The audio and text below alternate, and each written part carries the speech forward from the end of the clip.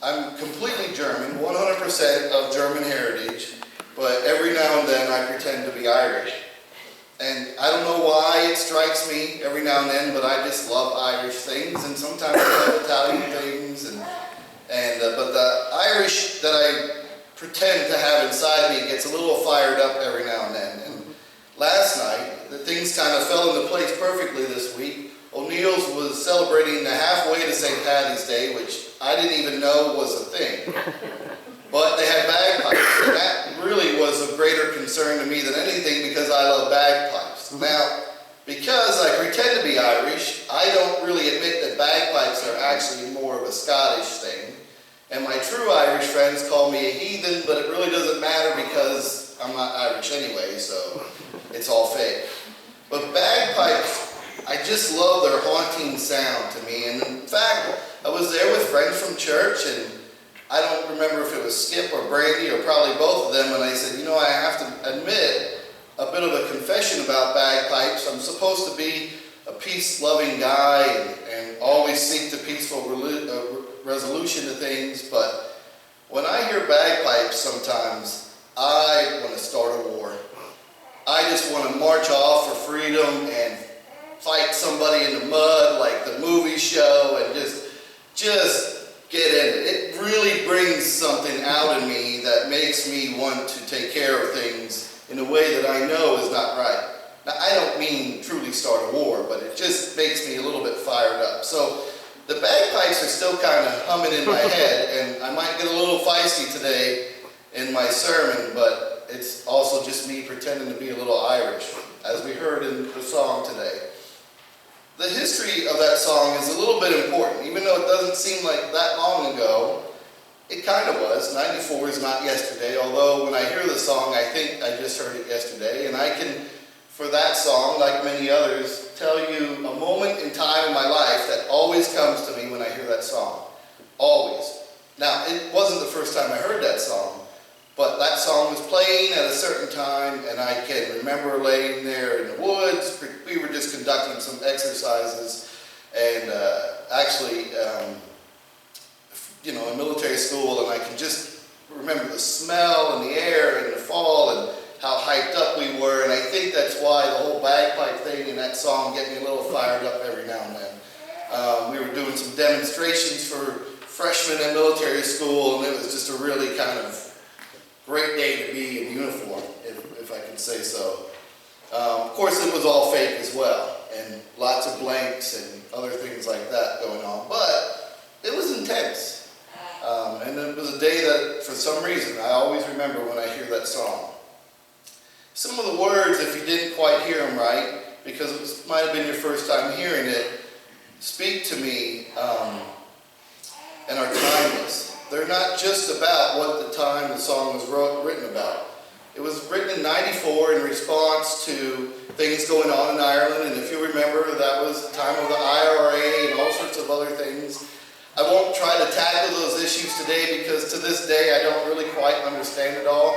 I used to see it as a Protestant versus Catholic thing, but it really wasn't that. It wasn't that at all, really. And I used to think of the IRA as being bad, and then I think about, well, if a country was occupying land that I thought was mine, that would upset me as well. And that at times helps me to have sympathy even for our friends in Palestine, on both sides of the walls that stand there as well. But in this song there is words like, the violence caused such silence, we must be mistaken. Or when the violence causes such silence, we must be mistaken.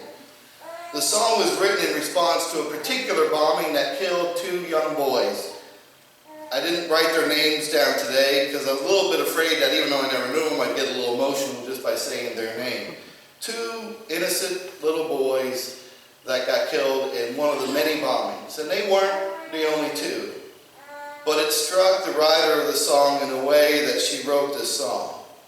And in the end, the song really was a call for a peaceful resolution rather than a violent one to the issues that were facing Northern Ireland of the day.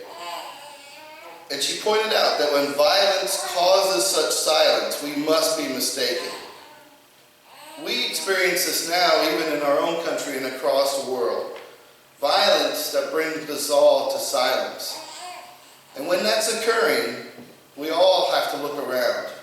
Of course, those who cause the violence and plant the bombs are doing evil deeds. There's no question about that. But what can we do to bring an end to that? Because in the end, more violence isn't going to make it any better. More bombs and more 7-year-old children lying in the streets of a city in Ireland or Charlotte or anywhere else is not the right answer. And violence always tends to bring more violence. Other lines in the song were, a mother's heart, another mother's breaking heart is taking over. You see, for the rest of her life, the mothers of these two children will be consumed by that event. And her breaking heart will take over her life. It's not just the children we'll lose in this, but we'll also lose the mother and the family as well from seeking and being people God intended them to be.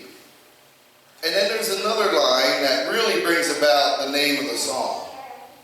It's the same old theme since 1916. Now, you have to be a real expert in Irish history to know what that means, and I wasn't, so I used the internet. And in 1916, there was an event called the Easter Rising, which was a really violent riot, which kind of, I wouldn't say started these issues, but rehashed them, resurrected them in a way, but definitely did not transform them.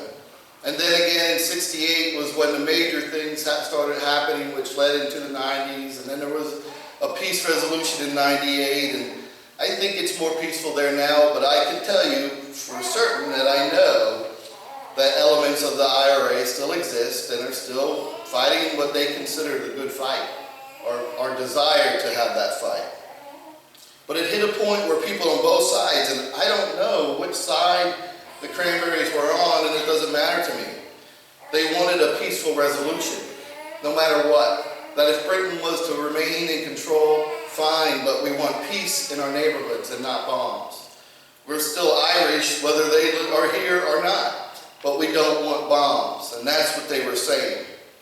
Now, we can't exactly relate it to our experience now. Everything's different, and I certainly don't want to try to take sides or think about anything like that, or tackle political issues or geopolitical issues, but I want to think about how we resurrect things in our life and how we bring those zombies in our life back to life without really bringing them back in the way that they are meant to be, without truly learning from the past, or as Jesus said to the rich man, or Abraham did in the story, that the prophets have already spoken, but they weren't enough.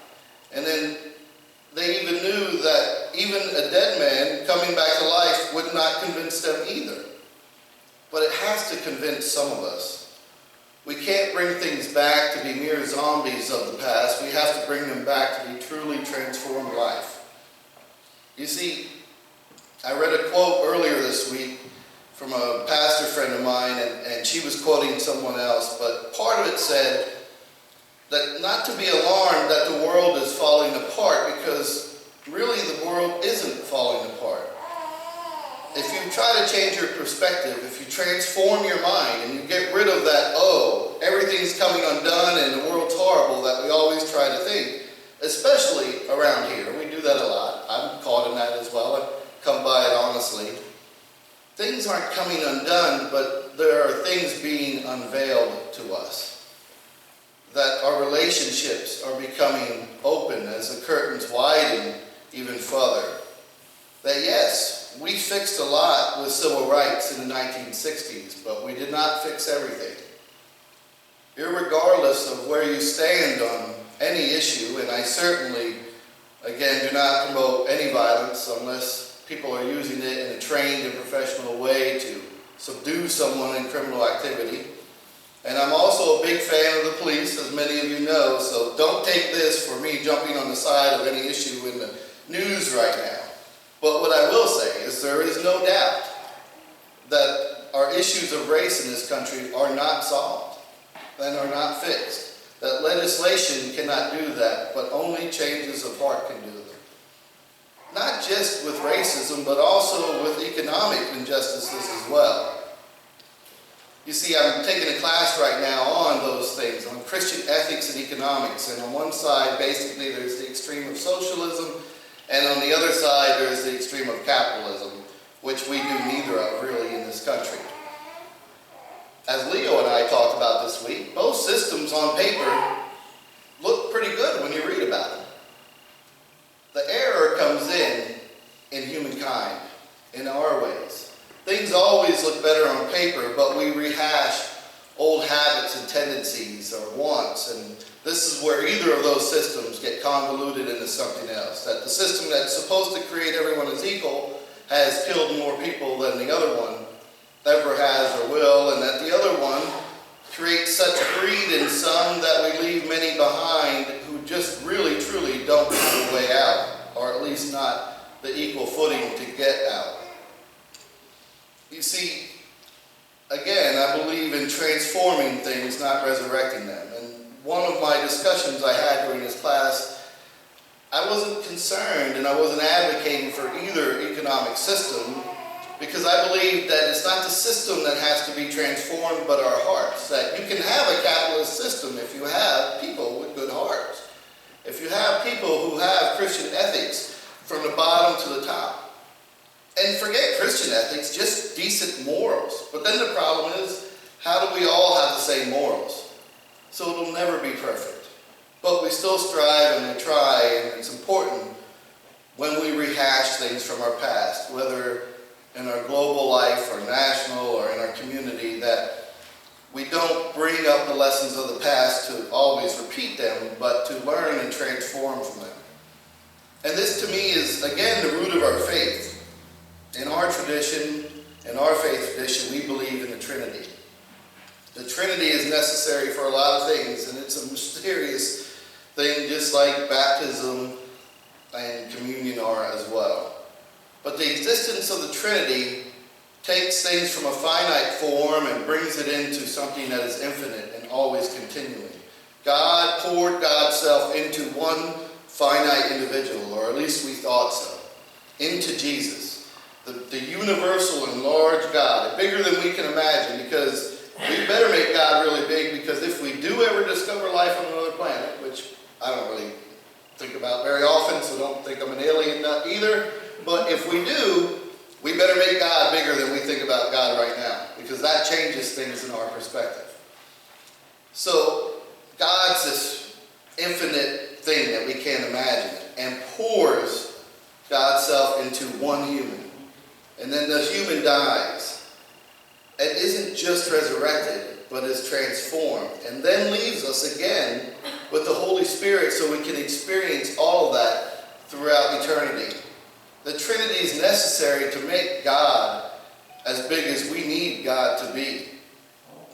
Because if God was a far-off entity that doesn't come to earth, we would feel detached from God. And if God was a man who died and then went away, even in rising to heaven, we would still feel detached. But they sent to us the Holy Spirit so that we can experience all of it. And the Holy Spirit compels us to then return things to God. And the cycle continues.